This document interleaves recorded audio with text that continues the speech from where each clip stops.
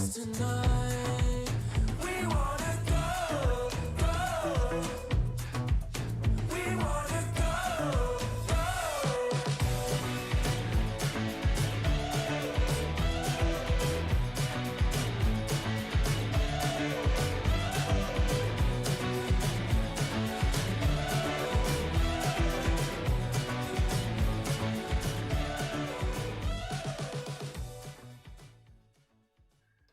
What is happening, everybody? I'm Sean McLaughlin at Options Sean on Twitter X. This is the All-Star Options Jam session for December 28th, 2023, the last jam session of the year. What a year it's been. What a wild ride. Man, I hope everybody's doing well. Before we get into the charts, we have to drop the old disclaimer here. Everything we discuss is for educational purposes only. I'm showing you what I'm doing with my money, and I hope that you learn something from following my process.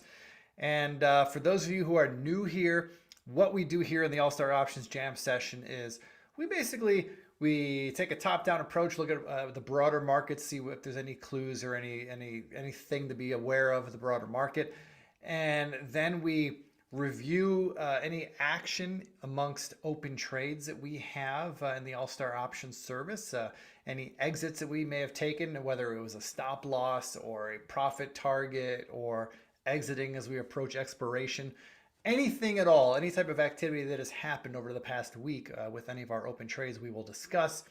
We also update stops on existing trades that we have on, and we do a quick little review of any new trades we've put on over the past week. So let's get into it. Let's start at the top.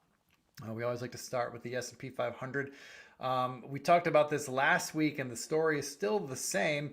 We are bumping up against what should be a natural, I don't want to call it resistance, but it is. It's a resistance level, and it's totally normal for the S&P to pause in this area because this was the previous high set.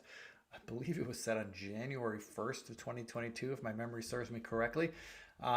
So I would not be surprised to see stocks go a little bit sideways here, maybe drift slowly higher, Santa Claus rally and all that this week and early next week. But yeah, that's kind of where we're at, and I expect more sideways action in S&P, and the VIX is kind of telling the same story. No fear out there in the marketplace right now. VIX near its lowest levels of the last 2, 3, 4 years. So all things are relatively calm right now, which is what you would expect during a holiday week. Now, because it was a holiday week, we didn't have any updates to any trades. We didn't exit any trades this week. Nothing was stopped out. No profit targets were hit. No adjustments of any kind. No surprise. We do have a bunch of positions on. They're all just kind of working not all, but many of them are working in our favor, which is nice. But we are going to update some stops before we head into the new year, which, January 1st, sometimes shenanigans can happen. I mentioned that in a blog post yesterday.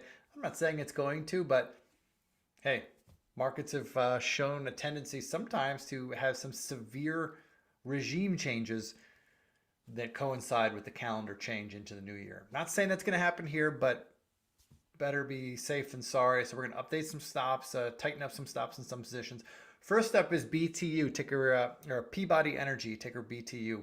These are long calls. These are January 25 calls. So we're going to start being a lot more aggressive with our stop starting next week. But right now, we are along the January 25 calls. They're basically at the money. We got into this trade back over the summer. I was in Asia when we got into this trade back on July 21st. It gave us a couple fake outs along the way. We thought we were going to really take off. It hasn't really done it, but neither has it triggered our stop. So we are moving our stop up to 24 now. If we break 24, I'm out, especially as we head into expiration. But starting next week, and we'll review this again next week, but because these calls are approaching expiration, January 19th is the expiration day of January monthly options. I will be much more aggressive with a trailing stop. I generally like to trail a stop right below the 3 to 5 day trailing low. I use a little discretion based on some charts, based on some gut feel, but certainly not any further below a 5-day low. And I want to just, hope that the stock keeps going higher and we keep trailing that stop higher. That's the ideal situation. But that's what we'll be doing starting next week. But for now, we're moving the stop to 24. And by the way, if it gets to 24, those calls are probably not going to be worth a whole lot anyway. You might as well just hold them for a lottery ticket at that point. All right, next up, Uber. This is a position we got into back on November 8th. It's done nothing but go our way, which is wonderful. We are long March 60 calls. We paid $1.55 for. Got them, like I said, on November 8th. Two things of note here. Number one, we're going to move our stop up to 55.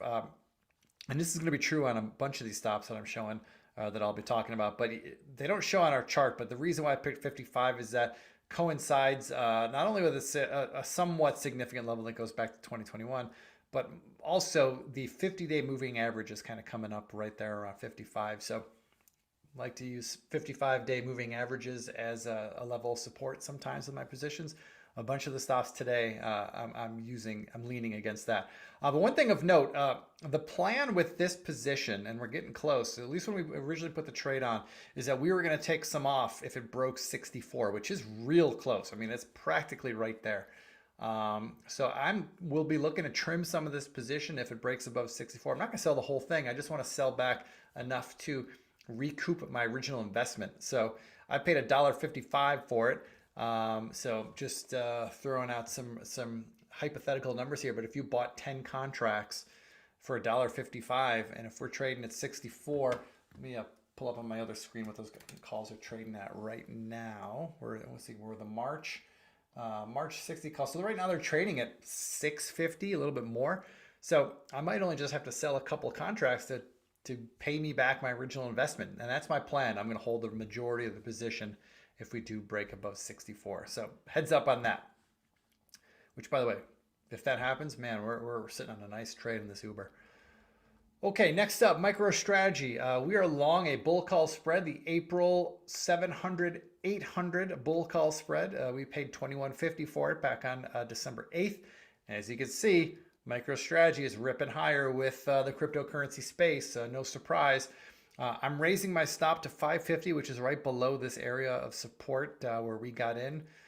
We wanted to buy this, we wanted to be long, assuming this was going to happen. It is happening.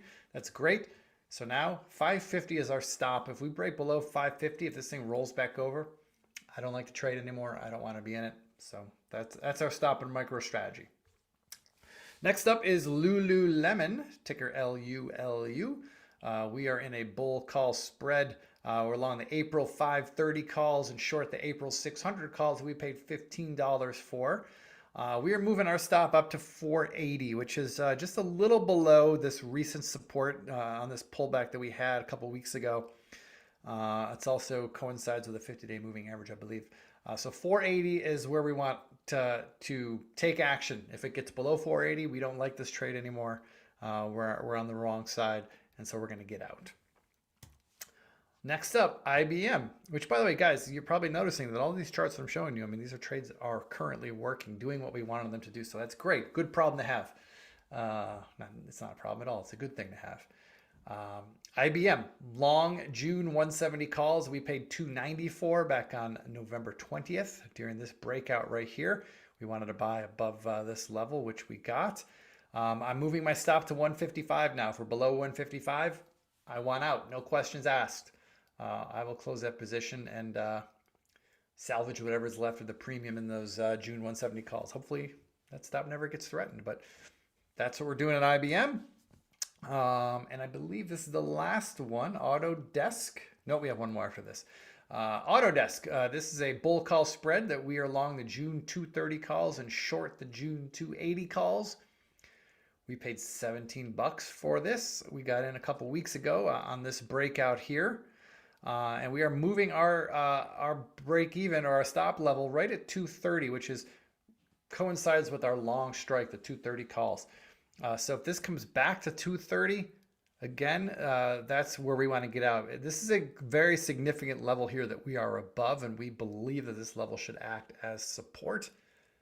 If we trade back below 230, then that means this support is not holding, and we don't want to argue with the market. we will exit the trade for a likely loss, but it won't be that large of a loss, assuming we don't have a major collapse. But it is a defined risk spread nonetheless. So hopefully, if you listen to what I say frequently, you sized your position in such a way that if you were to take a 100% loss on this trade, which hopefully we don't, but if we do take a 100% loss on this trade, it's still, within the realm of an acceptable loss for the size of our portfolio. Always keep that in mind. Lastly, Amazon. This is a bull call spread we got into back on November 22nd. Took a little while to get moving for us, but it finally broke out a couple weeks ago with everything else. And we are long the July 150, July 180 bull call spread that we paid almost $11 for, a little less than $11. I'm moving our stop to 144. If we break below 144, then I want out of this trade. Otherwise, I'm going to keep holding according to our profit plan that we have laid out in the blog post.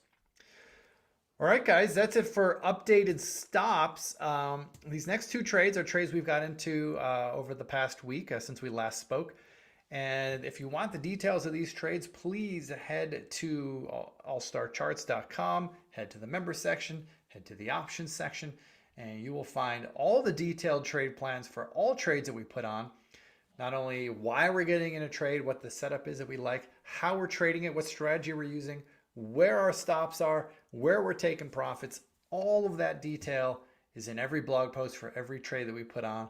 And so these two trades here that we got into this week, Ecolab, ticker ECL, as you can see here, and Chewy, ticker CHWY, we are bullish on both of these trades, but for two very different reasons. Ecolab here, we love this breakout from this base. We think this nearly exactly 2 year long base will support us going higher. And Chewy, we feel that this might be a nice little whipsaw higher following a fake down breakdown that sucked in a lot of shorts. There's a very high short interest in this stock. We think that could be fuel to the fire. We did a very interesting trade in this one. Did a little bit different than what we normally do. So definitely hit that blog post. And that post, by the way, is free to everybody. So even if you're not a subscriber to All Star Options, you can access this trade on our website. Again, allstarcharts.com, members section, options. You'll find it there. You can also find it on my Twitter stream. My Twitter handle is @OptionsSean, if you don't know that already. All right, folks, that's all I got for you today. That's all I got for you this year. I hope 2023 was good to you. It was an epic year for me. Hope it was for you. We will have another exciting year next year. We've got all kinds of shenanigans coming up in 2024. Hint, hint, presidential election.